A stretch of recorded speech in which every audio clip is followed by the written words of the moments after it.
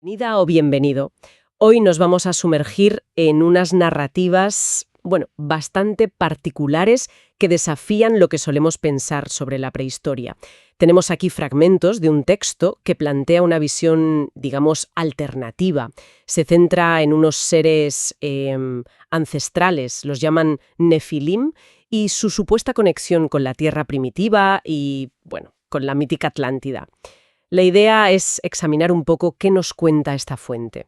¿Quiénes eran estos Nefilim según este relato? ¿Qué papel les dan en la construcción de monumentos antiguos o incluso en nuestra evolución? Y claro, ¿cómo encaja la Atlántida aquí? A veces explorar estas otras perspectivas, por raras que suenen, pues ayuda a entender cómo se forman las historias sobre el pasado. Vale, vamos a analizarlo. La fuente empieza situándonos en un pasado muy, muy remoto. Habla de la llegada de estos Nefilim que describe como seres tecnológicamente muy avanzados. Y señala, claro, que la desaparición repentina de los neandertales sigue siendo un enigma. Juntos, según esta visión, habrían levantado estructuras enormes de piedra, casi geológicas, y también complejos calendarios terrestres.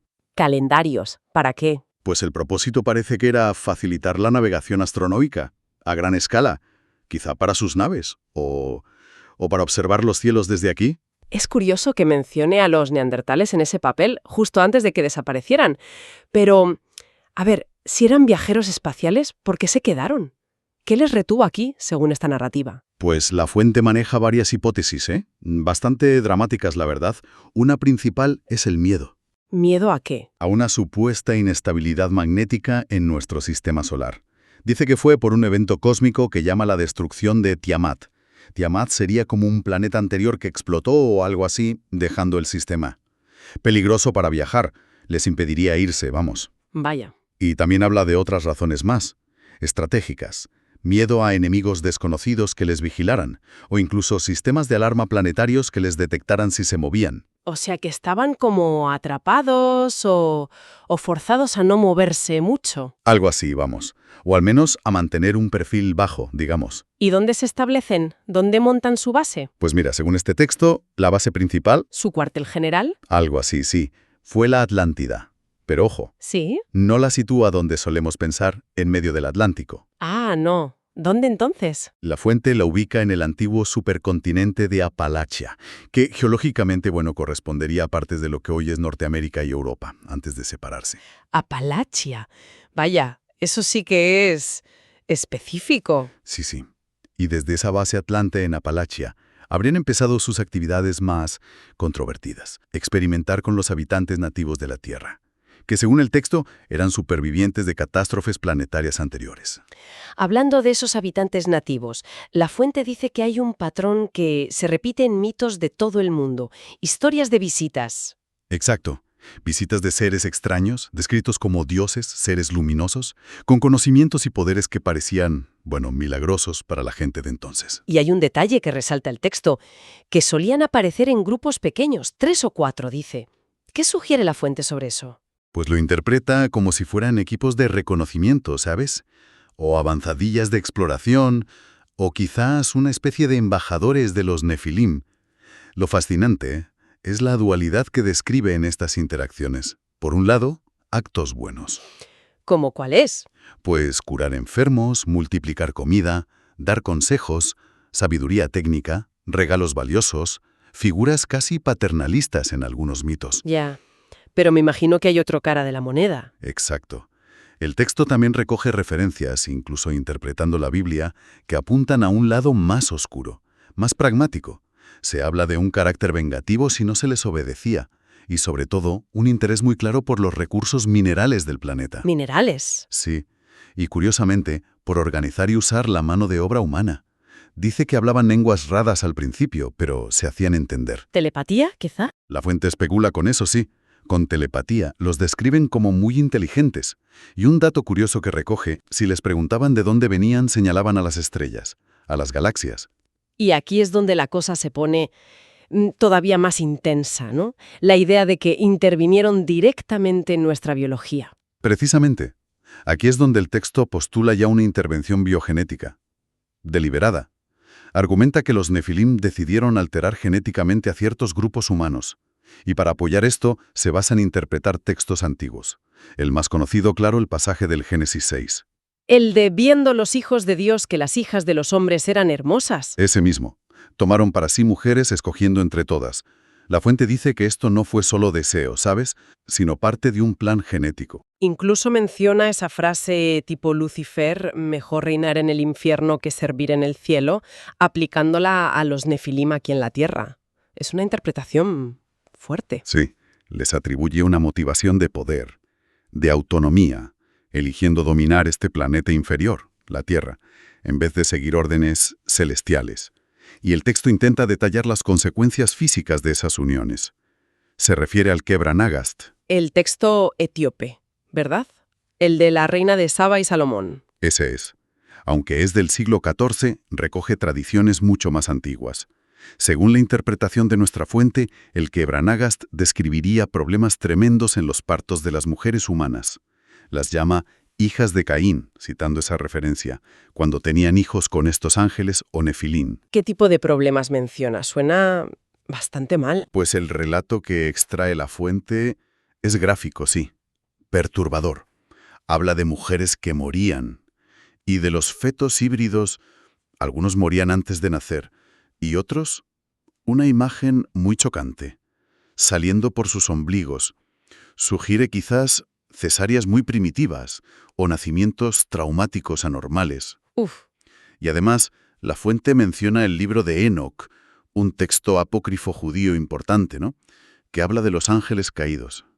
Según el texto que analizamos, en el libro de Enoc, el líder de estos Nefilim, que identifica con nombres como Samhaza, o a veces lo relaciona con el Lil de Sumeria, bueno, pues este líder expresaría a sus compañeros miedo. ¿Miedo por lo que estaban haciendo? Sí, miedo por las consecuencias, reconociendo que tomar mujeres humanas y tener hijos era un gran pecado. O sea que dentro de la propia lógica de esta historia, el jefe Nefilim sabía que se estaban pasando de la raya. Exactamente. El texto lo presenta como una violación consciente de una especie de primera directriz cósmica, una norma de no interferir en la evolución de otras especies.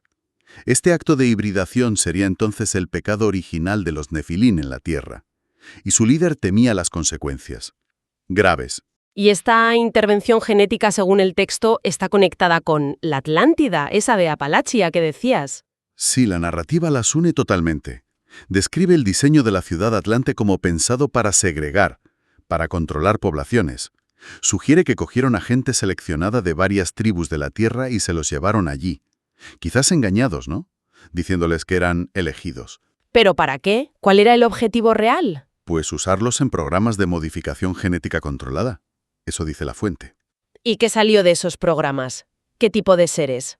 Les atribuye características increíbles, pero también una naturaleza moral, bueno, dudosa, o directamente corrupta. Por un lado, vidas larguísimas, cientos de años sin envejecer, y grandes poderes, psíquicos o tecnológicos, heredados de los Nefilim. Pero por otro, los describe como arrogantes, dominantes, apartados de las leyes naturales.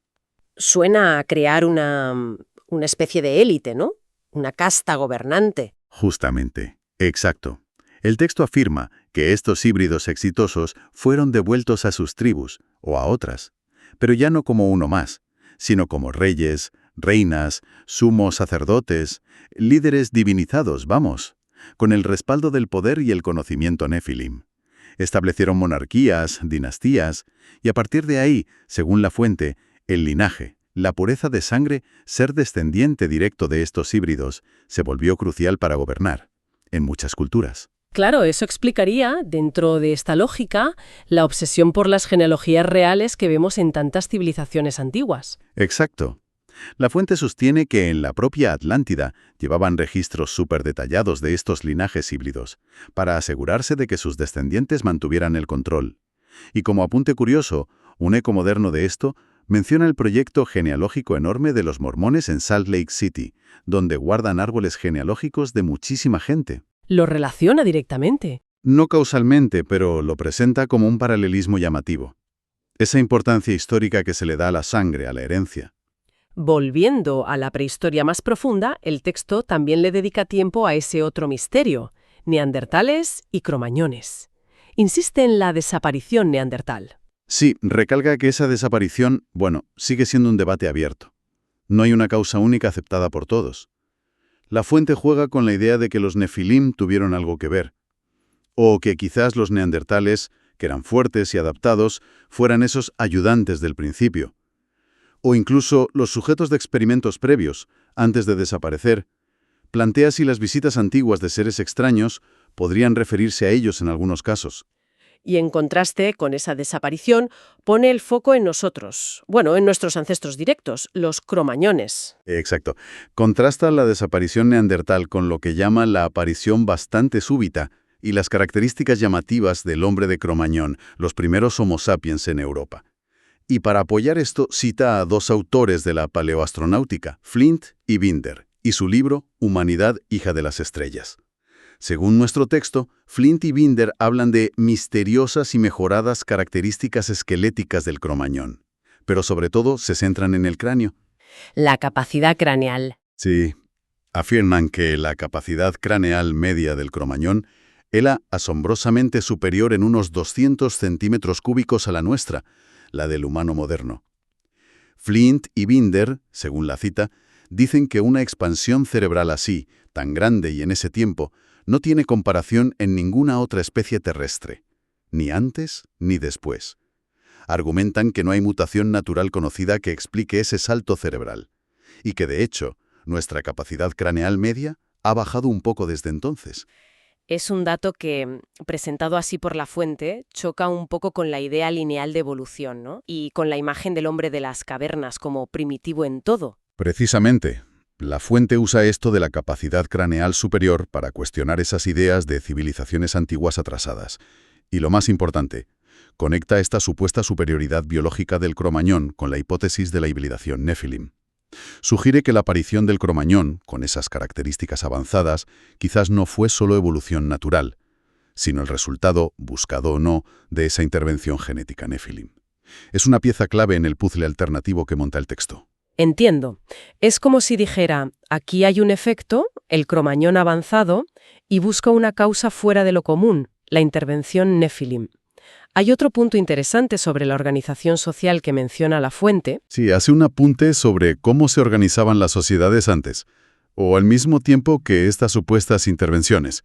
Afirma que muchas tribus en la prehistoria y la Edad del Bronce eran matriarcales o matrilineales, y cree ver una prueba de esto en la arquitectura, el diseño circular de las aldeas de esa época. Lo interpreta como símbolo de unidad comunitaria, centrada en lo femenino o en la igualdad. ¿Y cómo contrasta eso con lo que vino después, según la fuente?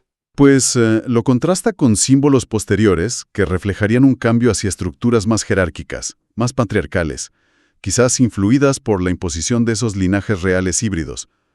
El ejemplo que usa es la mesa redonda del rey Arturo, que aunque la vemos como símbolo de igualdad. Claro, todos los caballeros iguales. Sí, pero la fuente le da la vuelta. Dice que, aunque simboliza una reunión de pares, sigue centrada en un rey, Arturo, y su linaje. Argumente que ese modelo comparado con el círculo matriarcal abierto ya refleja una estructura de poder más centralizada basada en la herencia, el legado Nefilim según esto. Lo ve como un símbolo de transición, o incluso una reacción cultural a esas jerarquías de sangre impuestas por los descendientes de los Nefilim.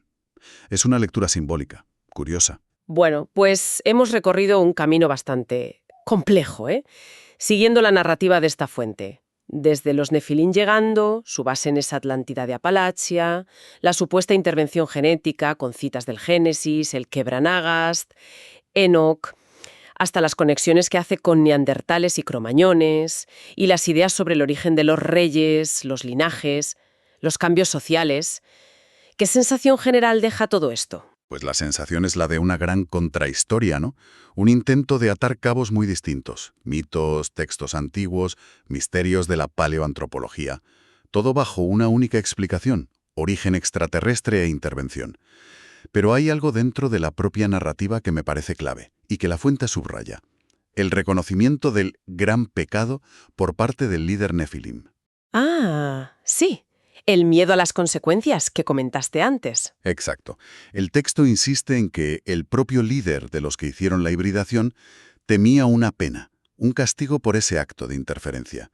Si aceptamos por un momento la lógica interna de esta historia que hemos visto, con sus manipulaciones genéticas, los híbridos, los linajes impuestos, las alteraciones sociales, esto nos deja con una pregunta en el aire, una pregunta que nace de ese mismo temor del relato. ¿Y cuál sería esa pregunta para cerrar? Pues sí, dentro de esta visión del mundo existió ese gran pecado de interferencia Nefilim, y si ellos mismos temían un castigo o una consecuencia, digamos kármica, ¿qué forma podría tomar esa pena a largo plazo?